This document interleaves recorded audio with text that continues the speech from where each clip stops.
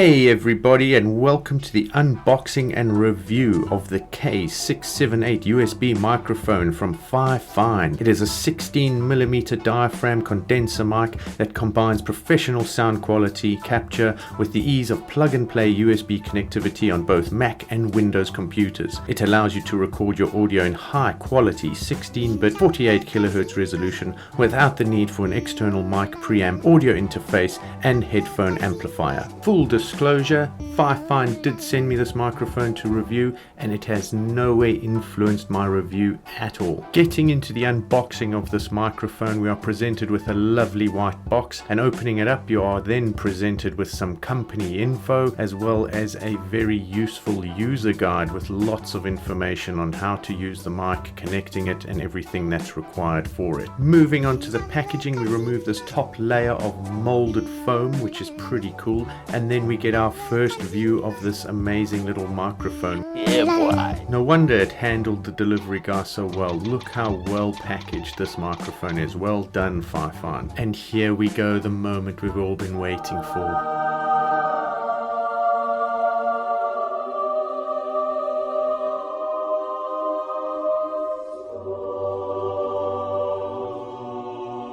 Straight away I noticed the 5 non-slip rubber feet on the stand, which is really good to have, and just the feel of the microphone is really nice. The weight of it is really nice. The size is actually quite nice to hold.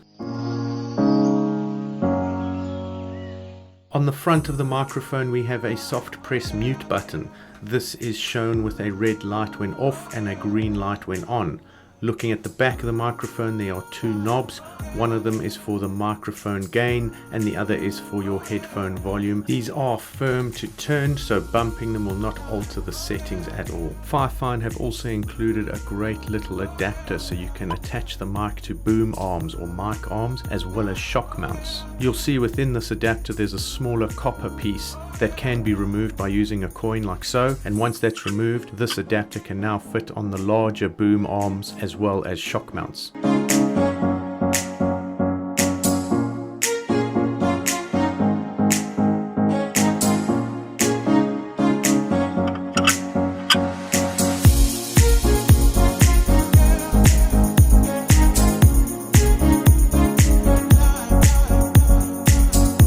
Moving back to the packaging, we see the small box which contains type A to mini B USB cable. This is around 6.5 feet long or 2 meters, and that will power the device for you. It also comes with some nice Velcro for some cable management if required.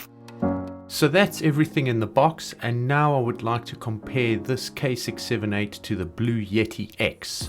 And in the blue corner we have the Yeti X, and in the red corner we have the Fifine K678. Who will be victorious?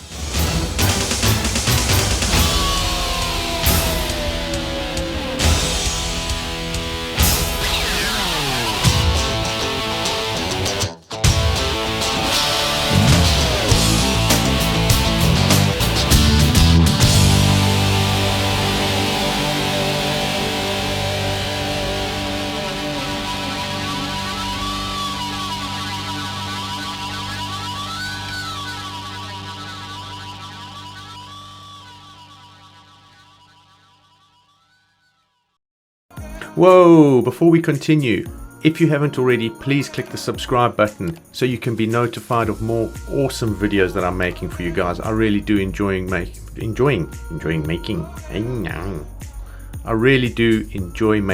videos for you guys. So if you like them, please click the like button, leave some comments below, questions, and I'll try and get back to you as best I can. Looking at the weight of the microphone and stand, we can see that the Blue Yeti is much heavier than the K678, and then looking at the stands alone, again the Blue Yeti is way heavier. But when looking at the microphones on their own, the Blue Yeti is only 96 grams heavier than the Fifine K678. When looking at the depth of the stands for these mics, there's not much in it, but when looking at the width, we can see the K678 is a whole 2 centimeters wider than the Blue Yeti stand. Now I like to measure things with everyday items so people can get an understanding of size, and this is a Sharpie so you can see how tall these stands are without the microphones. Testing the non-slip bass, as you can see I'm giving them a bit of a push and a pull and a tug and a nudge, and we can see that they move slightly. The K678 wobbles a little but not much. And now we move on to the microphones themselves. As you can see, the K678 is a capsule shape and is much shorter than the Blue Yeti X. And then we look at the width and there's not much in it. There's only half a centimeter between the K678 and the Blue Yeti X. Looking underneath the microphones, we have the screw connectors for boom arms as well as shock mounts, and also the USB connectivity and the 3.5mm headphone jack.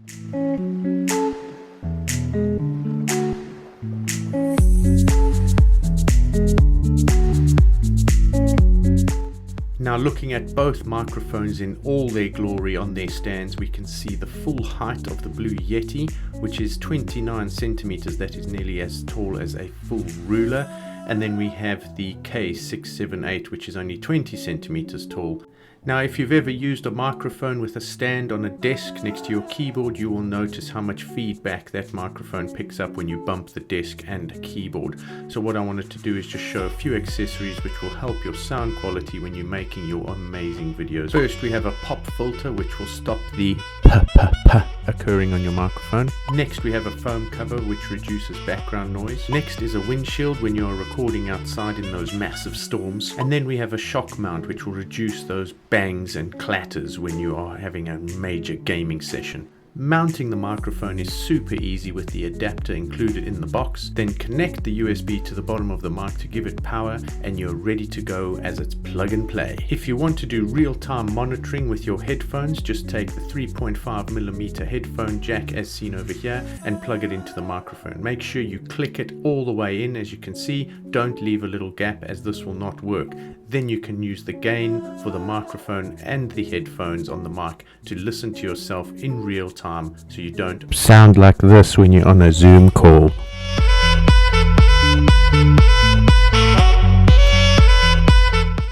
Right, so let's get down to the sound tests. Yeah.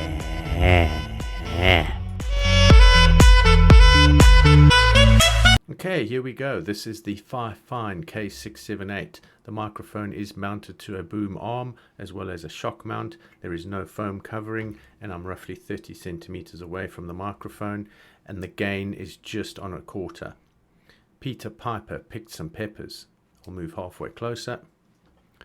Peter Piper picked some peppers, and 3 fingers. Peter Piper picked some peppers. Same settings, just with a pop filter in the front. Peter Piper picked some peppers. Peter Piper picked some peppers. Peter Piper picked some peppers. Now we test the Blue Yeti X. Same distance, same settings. Peter Piper picked some peppers. Halfway. Peter Piper picked some peppers. Peter Piper picked some peppers. Now with a pop filter. Peter Piper picked some peppers. Peter Piper picked some peppers. Peter Piper picked some peppers. As you can see, the pop filter helps tremendously with your pa and ta sounds. Now I will turn the gain up as I'm talking to you, and you can actually see how this microphone picks up all the sounds from it. It is very sensitive when you turn it up. So keeping the same distance, you can hear how my voice is getting much louder and picking up some of the other background sounds. And as I turn it down, if I go all the way, you probably won't hear me talking at all now, and I should be speaking again and you should hear me. So there we have it, guys. Tell me what you think of the review. Let me know in the comments below. From what I have tested, I can't really hear a difference between the two when playing back the raw audio without any settings that are fiddled with and that. The Blue Yeti does come out slightly on top with clarity when you do play around with some of the settings, but when you upload your videos to YouTube, if you are a YouTube creator, the YouTube processing will probably make them sound exactly the same. It is so close, and for a microphone that's roughly £100 cheaper than the Blue Yeti X, this is an awesome little thing. You can also use it as a portable microphone. It's small enough to carry around, and if you get an adapter for your phone, you can also plug that in and power it from your phone and use this microphone on your phone. So what are the pros and cons? The pros for me, one of them is definitely price. For an entry-level microphone with the quality that this is delivering, it is very good.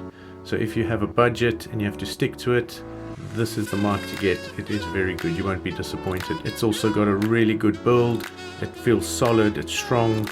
It just works. The cons, the only cons really are the gain on the back. It's when you turn it up, as you heard in that one sound test, it is so sensitive, so you need to be wary of what you're doing. So this monitoring with the earphones, it does help quite a lot, otherwise you will sound like you are talking like this. So just make sure when you are fiddling with the gain and that it is at an acceptable level. But overall, it's a great microphone. It definitely put a smile on my face, like the Fifine logo. Once again, thanks for sending me this to review. I really enjoyed reviewing it. I hope you guys enjoyed the video, and I'll see you again for another review. Cheers.